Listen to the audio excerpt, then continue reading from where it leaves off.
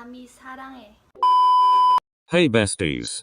Welcome back or welcome to my channel if you're new. For today's video, I will be sharing my unpopular K-pop opinions. I know, I'm so original. This definitely hasn't been done before.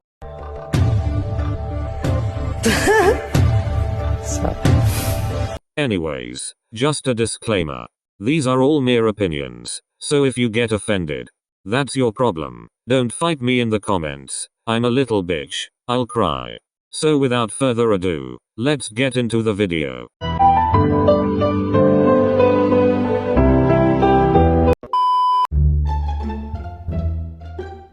Why the fuck are there trainees debuting under 16? I feel like this shouldn't be allowed because most of the idols we know today such as Jungkook, Yoona and Woo Young were literally babies when they debuted. Idols deal with so much shit in the industry and from outsiders, and the hectic schedules. They are so young and have to deal with all of that. Think about their mental health for a second. Not to mention how idols are sexualized by older fans and staff from their companies, and on top of that, the choreography and outfits. Like, why the fuck am I seeing a minor wearing revealing clothing while pop locking and dropping it on camera? It's weird.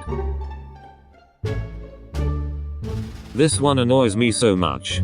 Some K-pop stans need to realize that you can stan someone and still hold them accountable when they fuck up. There's a huge difference between hating someone and holding them accountable, but some of these K-pop stans seem to lack that knowledge.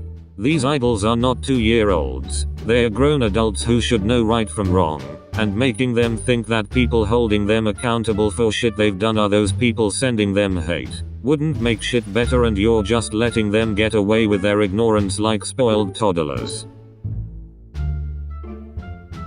Don't get me wrong, there's times when I really wished one member got lines that's more than 3 seconds. As in this. I mean Jisoo in Ice Cream. Why the fuck did she sing for a millisecond and called it a day?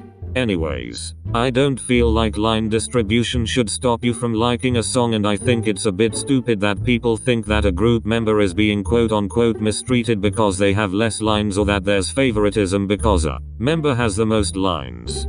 Many idols have said that it depends on which member's voice fits the vibe of the song more, so someone is going to get less lines than the other either way. And obviously it's going to be the main vocalists who will get the most lines. That's why they are called the main vocalist, because their voice has the ability to fit any song. It really doesn't make the other members or the lead vocalists any less appreciated or talented. I feel like most Korean title tracks shouldn't have an English version to them, because most of them don't even make sense. For example, a majority of ITZY's English version of their Korean title tracks sound like shit. Like, what the hell is so lem? Me no and tell me now if you're DDDDD down? I literally can't take them seriously. The only English version from ITZY I fuck with is Midzy, because it's cute. There's some English versions of title tracks I listen to occasionally, like Luna's, Red Velvet's and Twice's. I feel like they have the best ones, but other than that, who the fuck actually sits down and listen to English versions religiously? Is everything okay at home? Now I know it sounds like I'm contradicting myself, and I don't blame you for thinking I'm a fucking idiot, but hear me out. This opinion is mostly directed to people finding a problem with BTS releasing another English title track. By the way, Stream Butter, Song of the Year we been new. After all the success Dynamite achieved, #1 on Billboard, a Grammy nomination, just to name a few, it's understandable why they'd want to give releasing an English single another shot. If it was any other groups, like Blackpink, who by the way, has also released English singles, receiving that much attention and achievements from a song they released, they'd do the exact same and no one would think anything of it. Don't get me wrong, I'm a Blink. I love Blackpink, but it's the truth. No one would bat an eye at them. BTS is doing an amazing job with their English songs, and they deserve everything they achieve from them. I understand the becoming less K-pop thing, but let's be honest, every K-pop group is aiming to be known internationally as well as domestically and be known for more than just being a K-pop group. Of course there will always be a weaker dancer in a group, but that doesn't equal to the weakest dancer being horrible. I hate when people make fun of group members like Jin from BTS or Leah from ITZY and say that they're bad dancers. Because let's be honest, none of us could ever keep up with the insane choreography they have to learn and perform to every comeback. Their moves might not be as smooth and sharp as the main and lead dancers, but that doesn't make them equally as talented. And most of the weaker dancers are mainly in the vocal line. They are allocated to that position for a reason. Yes, they have to watch their dancing abilities, but it's not their main focus role. And let's be honest, when it's time for them to be front and center, they know what the fuck is up and will eat that choreography up like it's their last meal, leaving no crumbs, and would probably eat half of the plate too. No shade.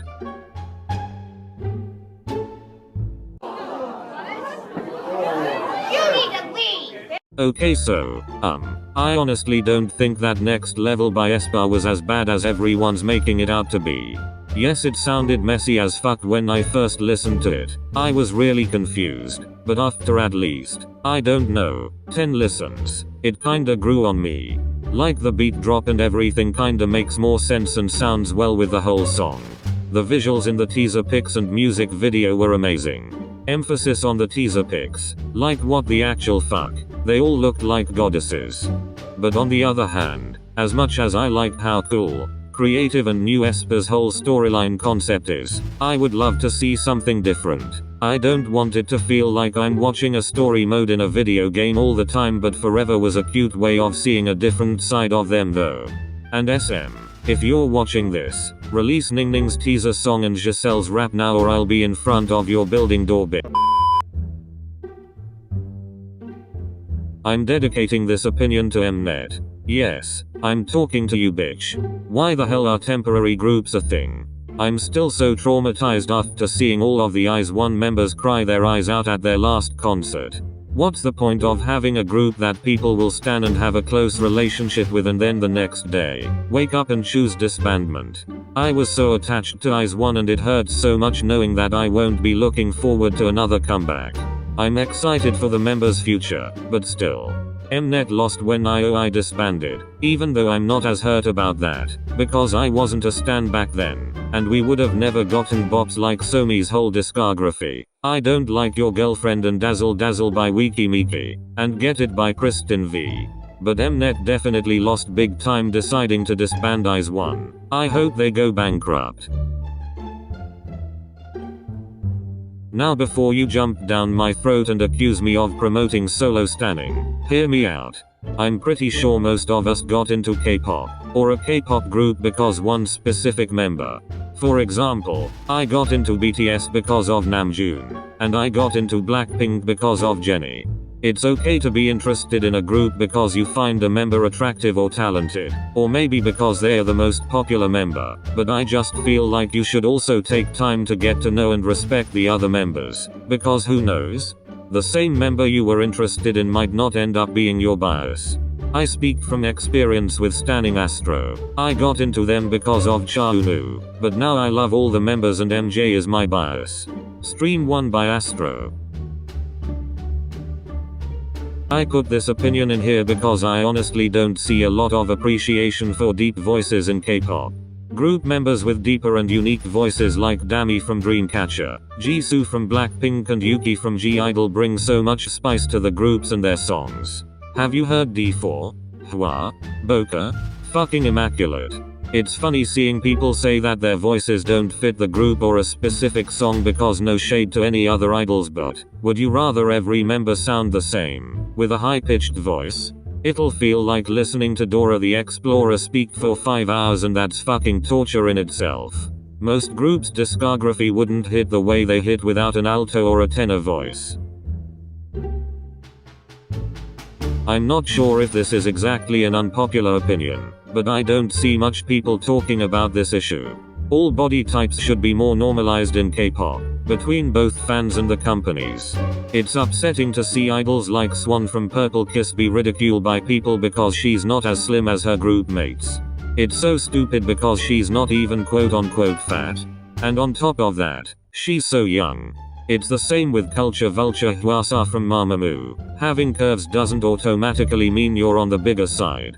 It's fucking 2021. It's about time we see a bit of representation in the industry. Seeing the same body type gets old and it's so damaging to young people, especially girls looking up to these women. On top of that, knowing what most of them had to do in order to achieve that slim shape. I know people are gonna say that fat shaming is normalized in Korea, and so what? It's not a crime to unnormalize it and make a change, is it? This is probably the most popular opinion, but I still want to put it in here because why not? I get that companies put a dating ban on their trainees and idols in order for them to focus on their careers, but still, they are humans. They are going to have love interests and should have the freedom to date whoever they like. Like honestly, who the hell cares?